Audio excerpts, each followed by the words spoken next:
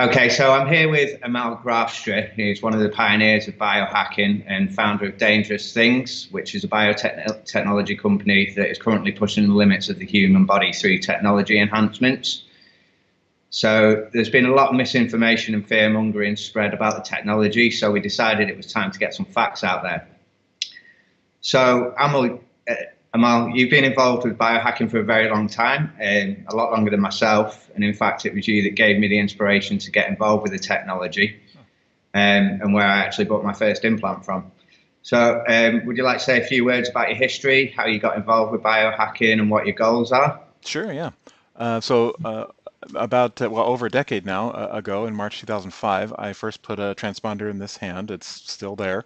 I use that to get into the door at my office and eventually log in my computer. I just wanted to be able to go through the door and know that it was me and not have to carry keys around. I looked at biometrics like eye scanning or fingerprint reading, and back then and still today, it's kind of clunky, not well suited for outdoors. It's expensive. While the RFID solution, the little badge where you just tap it and go, that was very robust and cheap and easy to implement.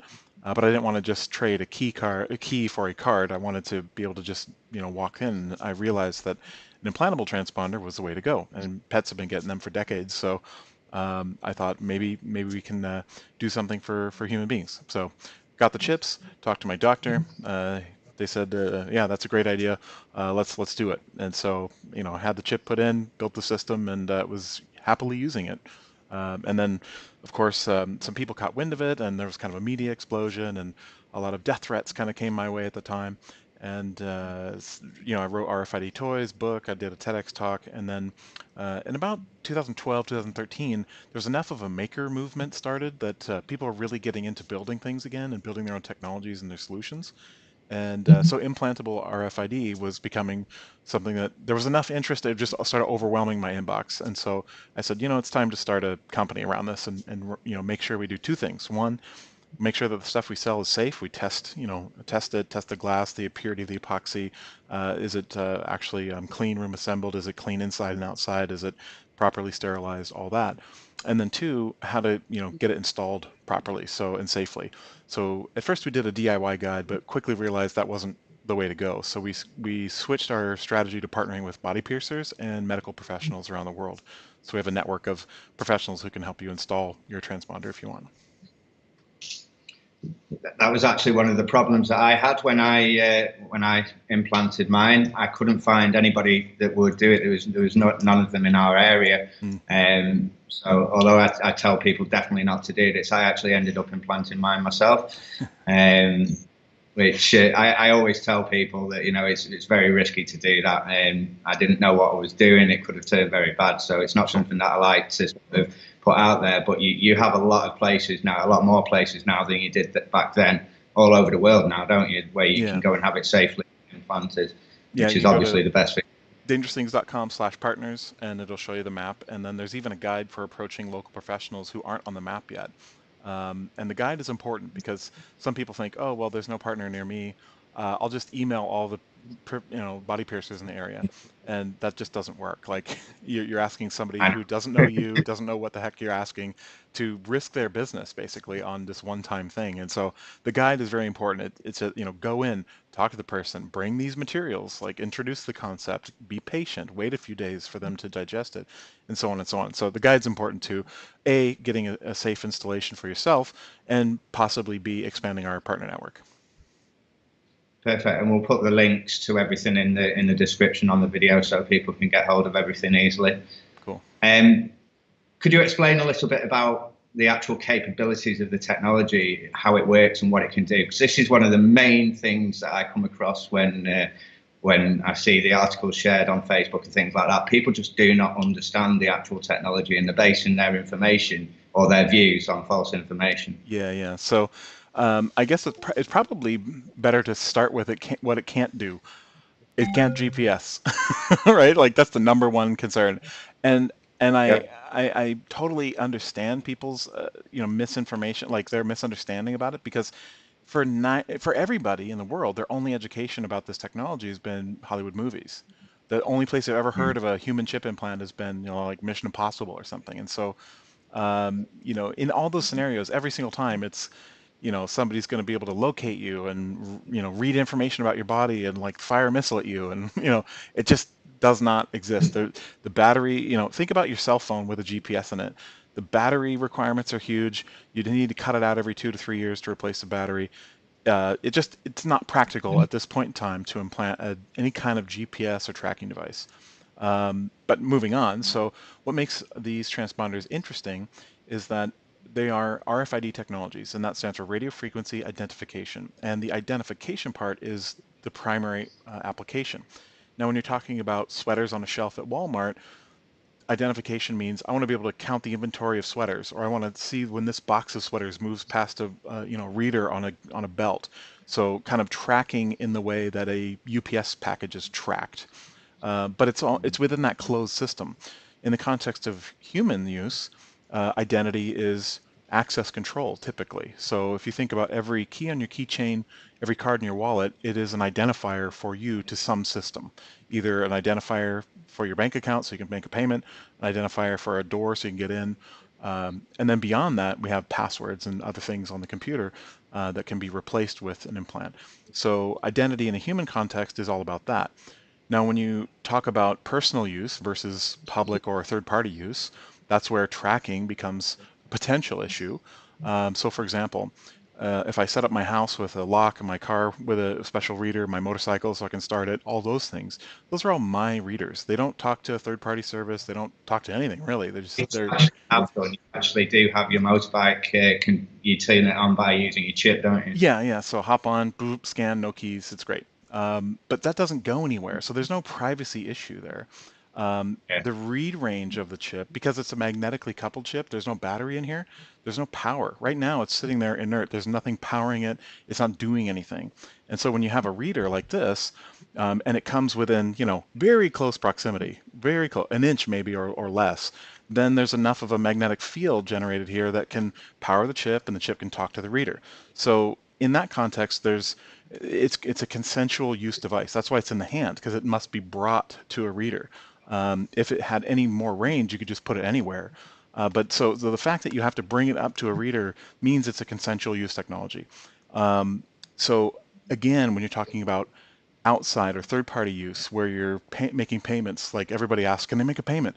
And maybe that's might be coming in the future, but not now. So, but payments, access with your company or anything like that, the privacy risk is no different than using the card. So, because it's consensual use, when you choose to use your credit card to pay for something, you're giving 20 companies in the chain of the payment your information. You were here at this date Right. and time, that you spent this much at this store. Like everybody in that chain knows that information about you, and you willingly give up that information. You are tracked in that way.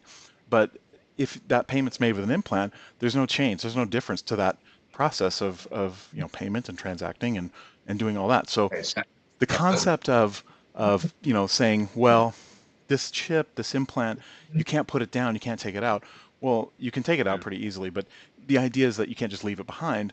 That's true, except there's no point. You don't leave your wallet behind, right? You leave these cards in them at all times, which are very large, and the antenna structures on them are very large, and the read range of these so cards is orders of magnitude more than an implant. So yeah, the fact that you can't take it out or just easily leave it behind in an optional way, that's true, but it doesn't really matter. yeah. I mean, that's one of the things that I always say to people.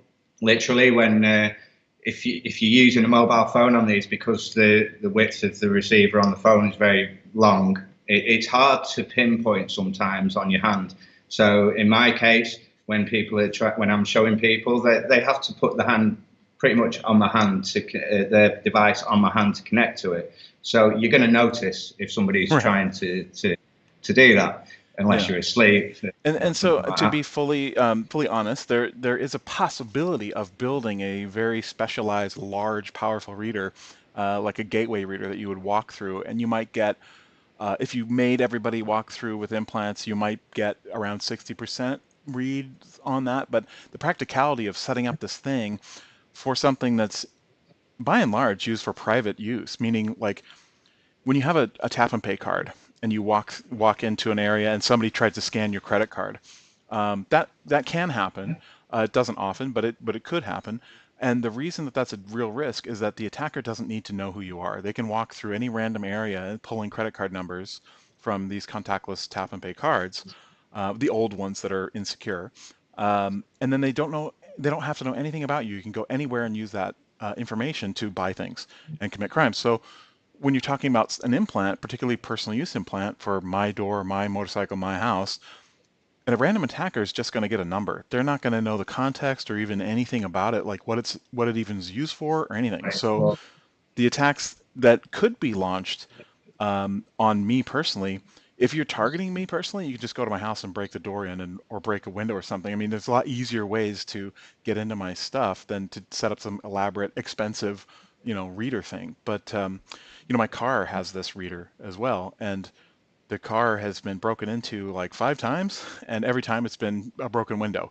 And I kind of wish they would just steal the key and like open it and just leave the window. I don't care about the $5 and change that you stole. I care about the $500 replacement of the window you broke. So um, anyway, that's just it just becomes goofy when you start talking about privacy and security risks when all these are very low read range consensual use devices for personal use. That's the context that we're talking about today. 20 years from now, maybe it'll be different, but bringing up these issues about today's technology is pointless. exactly. And there is actually a unique identifier for each chip, isn't there? But like you say, it's worthless because unless there's an application specifically built to know that that is you, because there isn't any open database, is what I'm trying to say, of the unique IDs. There's nothing that says, right, that's chip ID one, that's Adam Milton-Barker, or that's chip ID. So there isn't any way of them tracking you through that unique ID either. Yeah, and it's not just that. I mean, you could, in all fairness, and theoretically, you could set up a reader that would read behavior patterns over a long period of time. So this ID came through at these times, but the effort required to do that for the gain that you would get is doesn't make any sense. It'd be way Yeah. cheaper and easier to just set up a video camera and do face recognition with free open source software on people that walk around all the time. And that happens all the time now. And we don't think about it. We don't even, Actually, well, yeah, but I mean, the general public doesn't think about it because there's no shiny object to point at and say that's the problem. It's just this kind of security camera that, oh, it's for security. And like, but they're not realizing that their face structure, their gait analysis, like all this stuff is being collected all the time, and it's quite easy to put together. And so the place where these privacy issues about simple video surveillance and RFID implants converges is there was a company in 2009 called City Watcher. I think it was 2009. Anyway, City Watcher, they got in the news because they offered their employees Verichip implants to get into the server room, the secure server room, and everybody freaked out. And I said, oh my God, you're missing the point. City Watcher's job is to collect video data feeds from all over a ton of different cities, hundreds and thousands of cameras, and then collect all the data and do face recognition analysis on it, and then like spit back the data to the cities. Like that's terrifying. Not the RFID implant. The thing that they actually do is way more terrifying than the fact that some employees got a chip put in. But people don't. Their brains don't work that way. They need a shiny object to look at and go, ooh, that's a problem. But this video stuff is just kind of ethereal. I don't really understand it. So yeah, it's just I'm crazy. actually involved in artificial intelligence and facial recognition, so I understand it a little bit more. But Sure. as with that, you get the same with all technologies, I guess. And yeah, there's concerns about that side of things as well. And you've sort of got to put the trust in the people that are developing the technology and working with it, that they're not going to abuse Right. your trust, things like that. And this is But exactly where this kind of conversation. I know I'm kind of like steering the conversation around, but another thing about like developing biometrics and putting the trust in the company for public good and recording public spaces, that's one thing. But when you're talking about something like Disneyland, right, where a family like me, where I spent thousands of dollars getting there, hotel tickets, everything, nowhere in anything, and on the tickets, nowhere is it said that I have to surrender my biometric fingerprint to the Disney Corporation for an undisclosed amount of time with no terms of use, no nothing, to be able to get in. So I'm standing there at the gate and I'm like, okay, do I do this or do I forfeit thousands and thousands of dollars and walk away?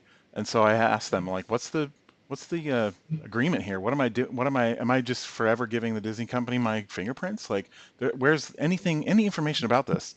And they were like, oh, one of you. Because I guess a few people have had issues with the fingerprint reader.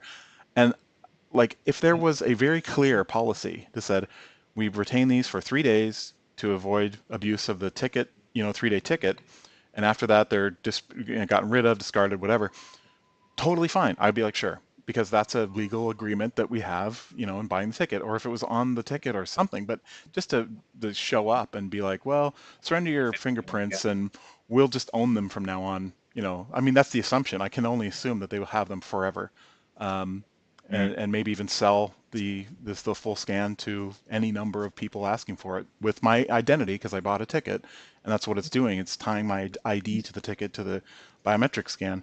It's just it's just not forthcoming. It's not giving me the option or anything. So but you see hundreds of thousands of people a day going through there and beep, beep, beep, beep, beep, no problem. But if you were to ask any of those people, would you want to get a chip implant? They'd be like, I don't want to be tracked. Like that would be their immediate response, and you're like, what? So it's just crazy world. Yep, definitely is. I didn't know that about Disney, actually. Yeah. I hadn't heard that. For years and years and years, since the 90s, I think. Right. It was a long time since I was there. So getting back to the biohacking then. Yes. There's a lot of really bad information that's circling around out there, obviously, and a lot of worse opinions. So how do you feel about how the media is portraying the biohacking industry at the moment and how the public are responding to that? Well, the media reaction to the company, I think they're capitalizing on the misinformation that people assume, which is that it's mandatory or will become mandatory very soon. So, every kind of media cover, all the media coverage that I see of this, they talk about it. Oh, would you do it? Blah blah. But then at the end, they might say like half a sentence about, well, it's mandatory for now, and that's it. That's the only acknowledgement they give that it's mandatory. And so there's a whole ton of misunderstandings about, does the company own the chip? Do they have to take it out of the employee afterward? As like all these questions, and questions are good, but reactions are just, screw that, the public getting very pissed off about something that's irrelevant. They're getting mad about nothing. And so what I think is interesting is that in 2005, when I did this, the reactions were from media and the public were very like, oh God, like you're a freak. What are you doing? You're the devil's mouthpiece. That's my favorite. That was the first email I got was, you're the devil's mouthpiece. And I printed it out and put it on my wall. But the reaction was visceral and the reaction was violent. I got a ton of death threats and, whatever. And that kind of like went down over time. But now, like what I noticed the most is there's something called the exposure effect, and it's well known in advertising. The more you mention something, just the number of times it's mentioned, the more you get, the more you get used to it, and the more positive your reaction is. And so when it comes to selling Coca-Cola or whatever, that's good for the advertiser. In my case, what I noticed is in 2005, very visceral, very violent. In 2010, 10 or 5 years later, it was kind of mid-range, and then 2015, 10 years later, it was, you could talk to somebody who swears up and down they'd never heard of it before, and across the board, their reaction was much more benign. It was like, oh, well, okay, well, good for you. I wouldn't do it, but whatever, like that reaction was just unheard of in 2005. So the fact that I've been in the media for so long and these stories have come out kind of continuously for the last 12 years, it's helped. It's helped society at large come to grips with at least the fact that people are doing this and the world didn't end. And so their reactions are much more benign. So even the reactions, about this recent company offering implants to their employees, there's a lot of people who are like, "Rah," they're up in arms, but it's in general the reaction is much more subdued. Yeah, there's a lot more people that are starting to defend against it and try and tell people, you're not thinking right about it. It doesn't do that. So, and people that don't seem to be involved in the industry as well, which is good. So other people are learning about it, definitely.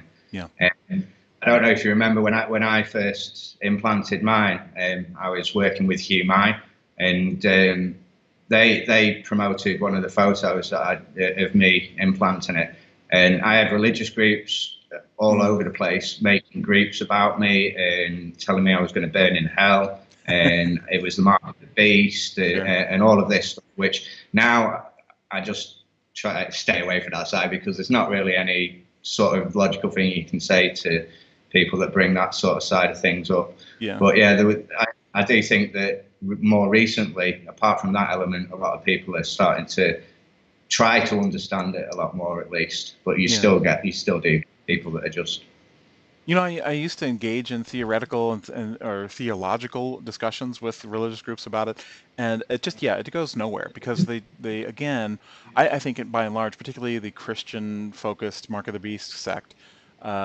they are way more focused on that shiny object. They can go, that's the devil, than even what the concept of the scripture they're citing is, which is, the Mark of the Beast is not about a mark. It's about subservience to an oppressive system that is bad for humanity. Like, doesn't matter what it is, the thing. It could be anything.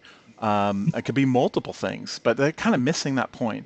And they're focused on the thing, and I call that false idol worship to kind of get them in the mindset. You're looking at the wrong thing, right? But at the end of the day, when I hear people tell me it's the mark of the beast, I just have one standard thing that I say to them, and that is, put it in the left hand. Done. You get all the features and all the cool things without risking your soul.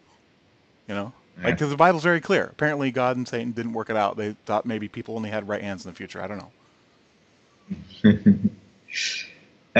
So one of the other big concerns, we've already talked about basically the privacy concerns and what are the facts about that.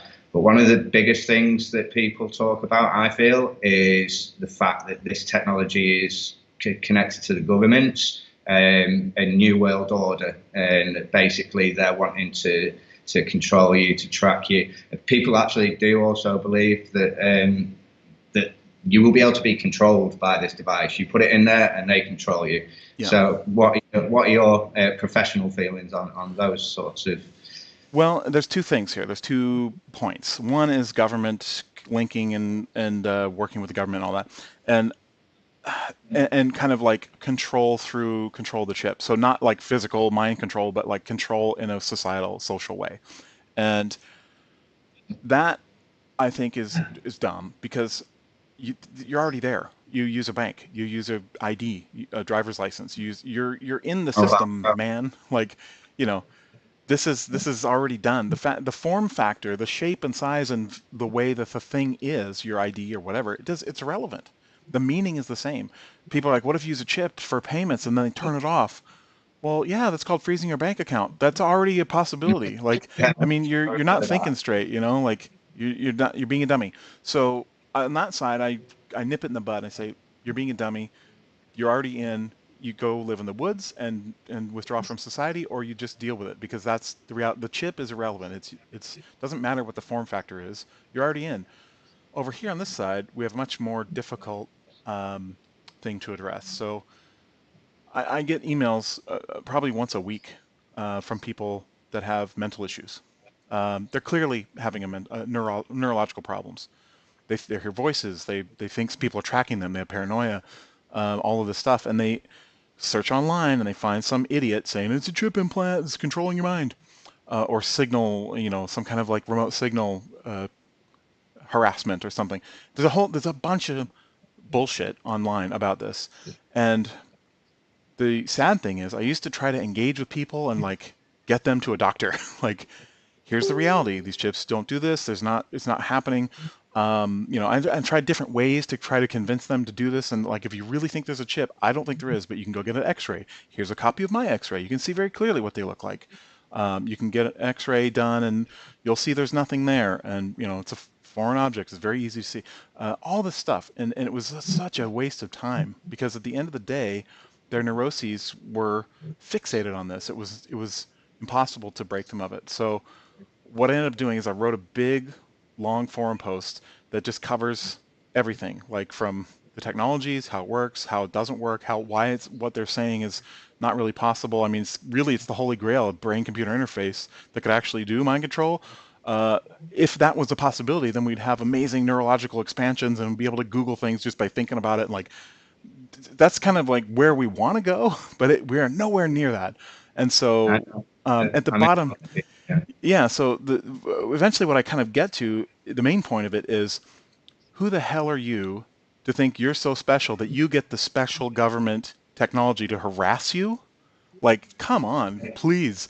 Like, you're not a president. You're not anybody special. You're a moron. You're like everybody else on this earth, except for the top, people that are in charge of something that's important. So why would a government or anybody that has this awesome technology that's decades ahead of its time waste it on you? Like, that's the bottom line. They wouldn't waste it on me. They wouldn't waste it on anybody I know. It would be like for something crazy, amazing, and like very specialized for somebody, either to enhance or augment, or just take over a government or what, who knows. But like Joe Blow on the street thinking that people are watching him, like, please. The bottom line is, regardless of what you believe about the technology and its capabilities, why would they pick you to pick on? Like, it doesn't make any Yeah. sense, you know? So just, trying to appeal to their reality that, like, do you have $1 billion in the bank that might be useful for somebody who to control your brain and go get the money and give it to this organization or give it to this guy? Like, no, there's no value in wasting all of that effort on just to make you hear voices. Like, what are they getting out of it? You got to really understand the motivations, risk, I've reward, actually had a few difficulty. people on Facebook connect to me about stuff like that as well. Yeah. So, I Obviously mean, not at the scale you do, but yeah, it just, you can. The problem is, it's like the car, like driving a car. Today's cars, even regular gas cars, they're computer controlled and they're crazy difficult to work on. You need like special tools and equipment and a computer and all this stuff to just like do your basic maintenance and timing, whatever. So a lot of people, most people don't care. They just want to drive the car. They don't want to think about what's in there and they don't care to talk about it or even know about it. So when it comes to this kind of stuff, whether you think you're being tracked around or there's concerns about your privacy, when you get into the technical side, you can lay it all out for them, but it's just Greek. It's gibberish to them. They don't really understand it. They don't want to talk about it. So I try to find other ways to point out, like, this isn't happening because, like, why would it? you know. So anyway, I do my best. even if it could. Right. So, sort of summarize on everything then. What are the actual dangers you feel regarding privacy, and how does the technology that you develop help to protect against those dangers, if there are any? Sure. So as this technology starts to become more interesting and people start using it with third parties. So, for example, this company that's offered to chip their employees recently in Wisconsin. So their use case is to make payments with it, but they're using basically a knockoff of the XNT, and I hope maybe they'll move to an actual legit, good, safe, tested product like the XNT. But the point is, they want to move beyond that and show that it can be used to make payments. But that's a customized, non-standardized payment system, meaning it's not EMV compliant. It doesn't going to work outside of anywhere except for their vending machines. But it is a payment system. It's a third party. So if I'm a customer, I tie some kind of like payment card or bank account to the implant, and then I make payments at the vending machine, and it goes to my bank account and pulls the appropriate funds. So there's a financial reward now for somebody to try to scan that UID and emulate it to the vending machine. Of course, the financial reward is like a candy bar, but the reality is it's becoming an issue. It's becoming a thing. And so for anything like that, when you start talking about going beyond just personal use identity applications, you're going to have a serious security problem. Maybe not a privacy problem, because again, the alternative would just be a card or a payment thing. I mean, there's no difference there in terms of privacy, but security you're going to want. And so, we're developing this product called Vevo Key, and it's based on a secure element, contactless secure element. So it has the ability to actually generate crypto keys internally and do cryptography internally. So the ability for it to do those things, actual cryptographic computations in vivo, it's just fundamentally different than the transponders that are out there now, which are just storage devices. Basically, you store and read static data. So there's an identifier, there's some memory contents. It doesn't matter if you encrypt the contents with an application or a third-party application, encrypt it, store it. It's still stored, so I could just read the encrypted data. I don't need to know what that data is. I can just pretend to be that tag and then send that encrypted data to the reader as an attack, and then it doesn't matter because the end result is the same. I get a candy bar or whatever. So it becomes very, very important to be able to trust the cryptography that's going on with your implant in terms of an identity application where you're securing your data, you're using it with third parties, you're trying to establish like two-factor authentications with websites, stuff like that. Cool. So all the people that I know that are involved in the technology, including myself and yourself, are working to make the quality of life better for people. There isn't anybody that I know that is directly trying to make devices that are going to cause problems for people. So what projects are you working on at the moment, or have you worked on, maybe personal projects, if not commercial projects, that you try to make people's lives better with? Well, I think the thing that I'm really waiting for, honestly, is I'm waiting for a safe power cell.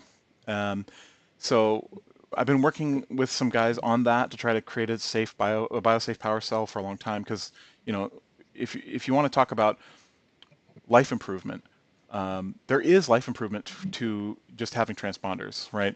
So if you think about the things that we need to burden ourselves with every day, every morning when you wake up, you need to get your wallet, your phone, and your keys.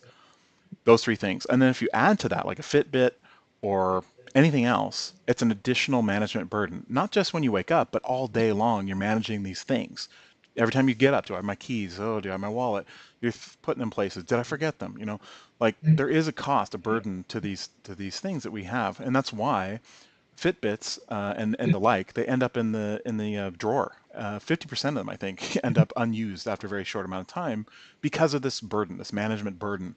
And so some of the design tenets that we have for devices is probably the most important one is that it has to be invisible or frictionless, like friction-free. It has to be something that goes in your body and you do not manage. I like to say it has to be like your kidneys. You're sitting there, they're working hard for you, but you don't even think about them. And that's exactly how these transponders are. They go in, they do their jobs, and so I've gotten rid of my keys and I haven't had to worry about them, and I've never lost them in the last 12 years. That is 1/3 reduction in my management burden all day. If I can also get rid of my wallet and just need to worry about my phone, that's 2/3. That's over half of a burden reduction. And I can tell you, like, if you put your wallet and phones and keys, all those things on the table and run outside, and you're going to be overcome with terror because I can't pay for anything. I can't identify myself. I can't go anywhere or drive. Or, like there's all these things. But if you could still do those things and not have to carry this stuff with you all the time and manage it, it's a sense of freedom that is pretty amazing. So for the normal, capable human being, there is an advantage. There is a life improvement there. But when you start talking about handicapped individuals or people with problems, palsies, physical issues, where handling keys is a serious problem, an implant is way better for them because A, they don't have to manage it, and B, they don't need to actually use the physicality of a key. They can just wave over a sensor and it opens, like the doors to their home open, their vehicles, whatever. And we've seen vast life improvement. Just that simple act of trading a key for an implantable transponder is a vast life improvement for a lot of people. But going beyond that into devices that are on my wish list for development, just simple health monitoring, and I'm not saying data collection like Fitbit. I'm saying something I really want to do is I work basically by myself in my garage all day, and if I went and keeled over, like nobody would find me for hours, right? I'd be a goner. So just a simple implantable device that doesn't collect heart data, it just monitors the heart every 60, 90 seconds and says, is it beating correctly? Is he having a heart attack? And if everything's good, just shut down.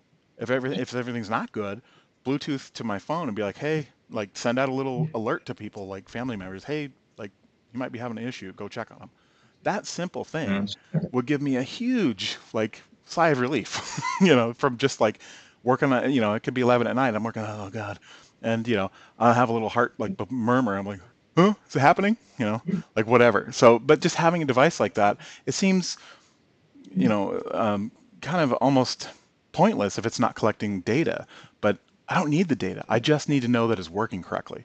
And I'm like conscious and alive and good. Maybe just an implantable panic button, like boop, hit it and same thing, but I can manually activate. Something like that. Like those types of small little things can be so huge for certain people and for probably for everybody. But that's the area of focus that I want to look at. Other people are working at like gesture recognition and fancy stuff, right? And collecting all my data and metrics. But the data is kind of pointless if there's no actionable data, right? Or if there's no direct benefit to having abnormal data. So having a heart attack at the time of collection, like that kind of thing. So that's my big thing. But again, power is the primary hurdle at the moment. You don't want to put a thing in and then have it do a Samsung Note 7, and that could be very, very bad for you. I mean, one of the projects that I really admire that you're working on is the gun that doesn't activate until without the chip, which is one of the things I was trying to prompt you to talk about. But that's getting quite a lot of attention, isn't it? It had its hype cycle. So yeah, smart guns. I mean, smart guns have been an issue for a long time in the country, and in the world, but particularly in the U.S. And I'm not a gun guy, but I wanted this one gun, FNPS 90, and I actually was introduced to it through video games, and I was like, oh, that seems kind of like a cool little. It's a short barrel rifle, but it's super small and it's not like obtuse and crazy. And so anyway, I was just interested in the gun, and then I did a little research, and I found out it's mostly all the stock is all plastic. So I was like, oh wow, that's cool. I could totally open it up, put electronics in, put a reader in there, and like make it work and like figure out how to make it a smart gun, because I didn't want to just buy a gun and bring it in the house, especially now with family. So I was like, maybe I could make this into something. And so I kind of tinkered on it, and I had one of my engineers kind of like work on some ideas with me, and he finally got a reader antenna to work and fit into the space. And so yeah, like put it all together, it totally worked. The one thing is the Vice guys that covered it, they wanted me to not fire it until they were there, and I was like, yeah, okay. I mean, I can test it. Like all here, it all works perfectly. So there's no, and I can pull the trigger without a cartridge in it, and it works. So yeah, sure, fine. So the second they get there, I'm like, okay, let's fire it, and it totally worked. It was locked. I unlocked it. I fired it. But the stupid thing that I did was I had a power switch, a slide switch in the front, and just a tiny little micro switch, and I would flick it and turn on the reader. And eventually, the later version, I'm going to have that switch tied to the safety, the normal integrated safety. So when I turn the safety off, it turns on the reader, and I can do a read. But until that was all done, I just used a switch. Well, as soon as I fired it, the kick from the ejection of the projectile like slid that switch just momentarily, just off and on really quickly, and that relocked the gun. So I like fired it, and I'm going to fire it again. I'm like, oh, it relocked, and I could unlock it and fire again. I mean, that was all working, but the act of like locking between fires, like that was not planned. So yeah, I just changed the switch out, and it works fine now. But they capture that. It's always a case. Yeah, like immediately, everybody, all the naysayers for smart guns, are like, oh, see, it didn't work. It jammed on them. Then that's gonna get us all killed. I'm like, you guys are idiots. Like, this is the first firing of a first prototype. Of course, there's gonna be problems. I'm surprised it worked without worked at all, to be honest. But anyway, like it's just people that are just down on anything, they're gonna point to any kind of crack in the armor and say it's not worth it, throw it all away. And but I've seen people make completely illogical arguments against smart guns. Like they'll say, well, you can secure your gun in a safe, and you can use a key card for the safe. Like I've seen these cards, you do that. That's better. Don't put it in the gun. I'm like, dude, it's the same problem. If you're saying that there could be an issue with the electronics that would stop you from firing the gun, what's the difference if it's in the safe or the gun? There is no difference. So what's your argument again? Like, or even the safe itself. Like, the bottom line is, again, frictionless operation. So, and that means in the application side, not just the implant side. So if you have a gun secured in a safe, or a gun that's in a safe or in a drawer or something that has like a trigger lock or something, people are lazy and they're creatures of habit. Even smart guns that have like a ring or a wristband or something you wear, that extra management burden means they're not going to be wearing that thing 24 hours a day the rest of their lives. They're not going to be married to that wristband. They're going to put the wristband inside the safe with the gun, making it moot, making the whole point pointless. So, being able to just pick up a gun off the counter or in a drawer or in a lightly secured safe or anything, and having the security be built into the weapon and implanted in you so you can never ever forget it. That's the whole point. It's frictionless. Pick it up, you're authenticated, fire. Like, that's the holy grail of a smart gun, and that's what I'm trying to work on. Cool. Very good invention. So we'll kind of wrap it up now, but just to just sort of overview on it. So what would you give advice to all the people that are out there that are seeing maybe false information about the technology and forming false or negative understandings of the technology? What advice would you give them to try and make them sort of research it properly? And yeah, I would just say everyone's lives are busy, right? Making the conscious decision to research something that you don't really know much about is a stacking effect on your time and effort. If you don't know much about RFID, there's a lot of learning to do to get to understand it fundamentally. So the shortcut is talk to somebody who actually understands it and somebody that you trust, right? Who you're going to be able to interact with them and converse with them and maybe in 10 minutes understand it better versus all this other research. But in everything that you in life, really, if it's something you're afraid of, you should go check it out. Because if you hear something and you go, "Ooh, that's I don't like that," and you feel negative toward it or reactionary or even angry about it, just take the time to go investigate it. And that's true of anything like personal relationships to technologies to something you read on Facebook. Take a breath and then just go spend 5 minutes and just look into it. Not just Google search and then any old blog that pops up, but go to people that actually understand it, experts in the field, and figure it out. If you don't have time for that and you don't feel like doing that, and you just you don't want to dive into it at all, then just be neutral. Just be like, well, okay, that's a potential issue, but I don't know. I don't know if it's really a real thing. I mean, we're living kind of in the post-truth world now, so just try to be neutral about it. Say if that's the case, then that's bad. If it's not the case, we need to figure out what the real risks are, what the real problems are, and then that's it.